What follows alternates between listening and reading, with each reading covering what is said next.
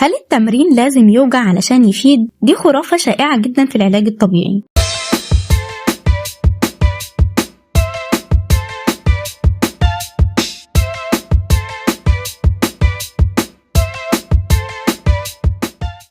أهلا بيكم مع خرافة جديدة من خرافات العلاج الطبيعي. كتير من الناس فاكرة إن التمرين كل ما يوجع أكتر يبقى نتيجته أحسن، وإن الألم هو الدليل الوحيد إنك بتعمل الصح. بس الحقيقة إن الألم مش مقياس نجاح. ناس كتير بتربط بين الوجع والتعب الشديد وعدم القدرة على الحركة وتفتكر إن كده التمرين ناجح. الألم هنا مش مطلوب، لأن الألم معناه إن في تحميل زيادة أو حركة غلط أو توقيت غير مناسب للتمرين، والجسم لما يتألم يبدأ الجهاز العصبي يدخل في وضع دفاع، فالعضلة تشد أكتر والشفاء يتأخر بدل ما يتحسن، وممكن كمان ندخل في إصابات جديدة وناس كتير تسيب التمرين. خلينا نفهم إيه هو الإحساس الصح. التمرين الصح غالبا بيسبب إحساس شد خفيف، دفء في العضلة، إحساس تعب محتمل لكن مش وجع حاد ولا ألم يستمر لساعات أو أيام بشكل قوي.